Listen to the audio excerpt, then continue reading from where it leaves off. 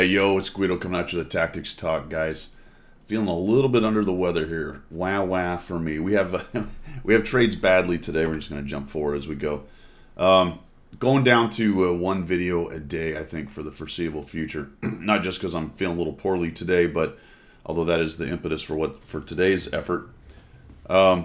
It's interesting because it has allowed me, doing two videos a day has allowed me to increase my views to basically double what they were. But of course, I think it's obviously the same people consuming the content, which is cool. I definitely appreciate that. But I don't know. It seems like maybe a false way of getting the view count up to some extent, which I suppose ultimately doesn't really matter.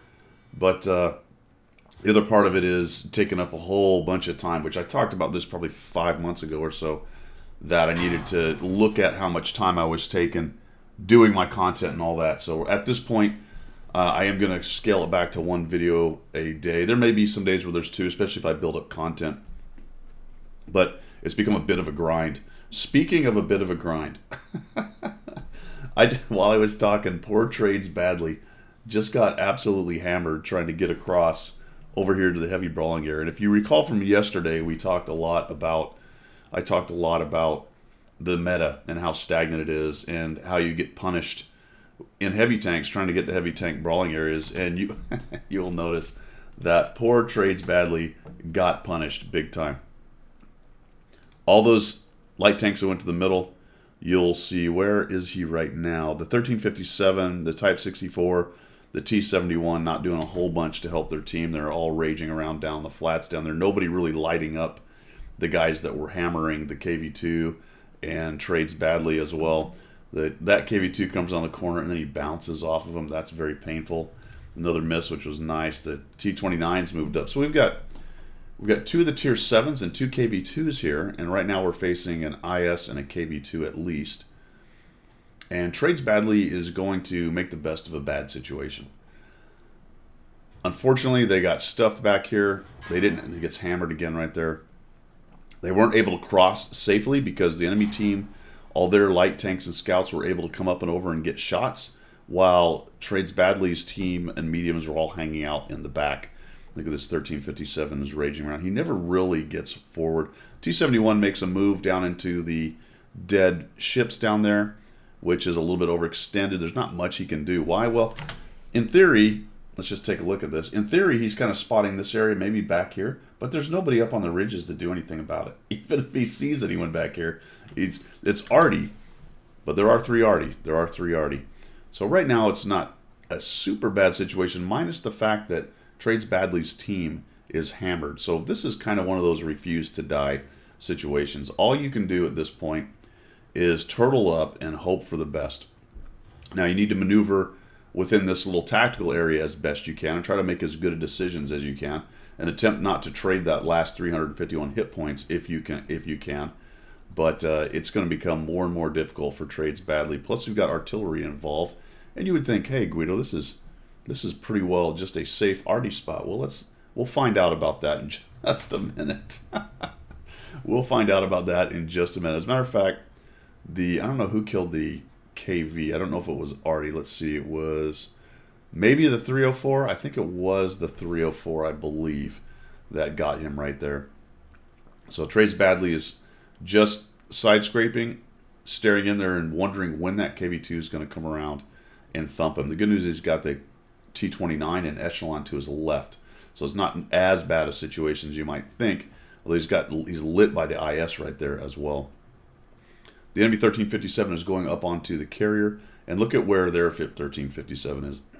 So Trades Badly's team is now down, excuse me, 2-5, and this is pretty much the end, right? Well, no, he actually went after the T29, and then he gets tracked. This King Tiger C, the enemy King Tiger C, is going to have to be more than likely about as mad as you get. There's a 1357 coming in behind him right here. Is he reloading? What is he doing? No, he's fighting somebody out there. He's in the flat, and he does not make it around the corner. The T29 takes him down. And Trades Badly is attempting to do his best to trade well. So another bounce off of the King Tiger C, captured. Little side scrape from the T-57, or sorry, the IS, not the T-57. And there's the enemy arty. The M44 drops one from behind him. The IS says, "I've got you now," and does not have him now. The King Tiger says, "I've got you now," and he does not. Nicely done. 1,590. So that is basically like carrying an extra hole around with you. And there's the M44 still dropping biscuits from behind. He's very lucky that M44 didn't do a direct hit, because they can easily do 200 with a hit on the back deck. Will the new artillery changes change that? I don't know. That's probably a situation where he might get hit. Oh, and someone else has entered the game. That is a situation, if they do the change with artillery and bring AP back, and M44 is accurate enough that you might find yourself getting hit by AP from behind in a situation like that. So the little tanks, the more accurate artillery, up to like the 261, which is very accurate and was always known for its AP shell being pretty effective. That sounds like, at least if the sandbox things go through or the new balance goes through, you're going to start seeing that kind of thing again. And unfortunately, his rear end is to the arty, so that's a perfect place for the arty to try to drop an AP shell into the back. And never mind the 304, which has actually driven forward and is lobbing shells at Trades badly right there. Holy cow, he's in big, big trouble. But he has helped his team by refusing to die and doing the best he can. He's still alive, and that's a good thing, because there's still a King Tiger C here. See what this guy does. As he comes around, we're going to shoot right into it. Oh my gosh, he puts another one into the track. We've now bounced 2,070, assisted for 1,600, and done 730. So a respectable number. You add those two together, what is it, 2,300-ish or 2,400 and some change, something like that. Very surprised the M44 hasn't finished him off. I don't know if he got busy messing around with the AT-8. That's very possible. You can see the AT-8's pushing. So the AT-8 may have got the artillery's attention just long enough that he didn't shoot Trades badly. I sort of, again, expected Trades badly to die here, and it may be that the M44 is scooting north and trying to get away from the AT-8. But watch this. He just kind of rocks back and forth. Oh, it's just a situation of not waiting quite long enough. I would have sorry, man. I would have overweighted on that one. Absolutely. I would have absolutely overweighted. Just sat there until you were dark for a long time. And maybe you were dark and he just guessed, but I feel like, based on the timing of that, you started moving forward just as you went dark, and he took a good guess and slapped you down. That's unfortunate. I think they end up winning this. We'll see the cards after this as well, but nicely done, man. I mean, it's one of those games where it's not the big damage game. It's not the flashy push. Got hammered trying to get over there. That's a whole issue with maps and being able to have spots like that for snipers and scouts who can shred guys just trying to get to the heavy zone kind of thing. That kind of garbage has to be changed. This map is one of the worst offenders of that from both sides, depending on which side has a better scouting unit and gets a little bit lucky on either artillery or snipers shooting across. They can really change the game pretty much within the first 30 seconds to minute, depending on who gets to the heavy brawling area and how shredded they are. The other thing that drives, well, I didn't really want to get into this today, but the other thing that drives obviously is people just say, F it, I'm not going there. And they hang out in the back, or they go down into the southeast and they hang out on the big road right there. There's a lot more to it. I covered a lot of that yesterday, but it's a pretty good example, isn't it, of that same mentality of where the game is going stagnation-wise. But all that aside, ignoring that kind of deal, what Fisherman Joe was presented with, Fisherman Joe, see, the last video is on my mind. Sorry about that, Trades badly. I don't know how many times I've called you that now. We'll just say it's the NyQuil, right? It's Dayquil, all right. It's fine. The NyQuil, that's for later. We've gone off onto a tangent. I must be punch drunk from not feeling good.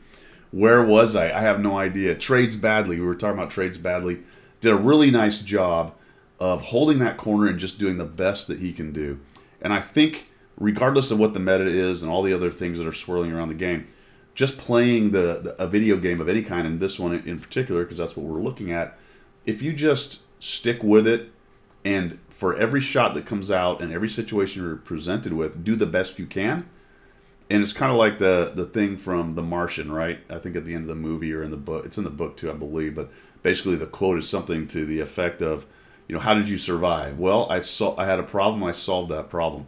And then I went to the next problem and I solved that, and then I solved the next one and the next one. If you solve enough problems, you get to live. I mean, that's kind of ultimately what you try to do in this video game. Because the good news with it is that there's no repercussions other than your pixels blow up and you go get another tank. And that's pretty cool. And that's why video games are so fascinating and fun to a large extent, is because you can do all these things, and when you blow up and die, you don't really blow up and die. That's pretty important. So I have launched off into a large philosophical discussion that I will now retreat back from, and we will not cover any more of it.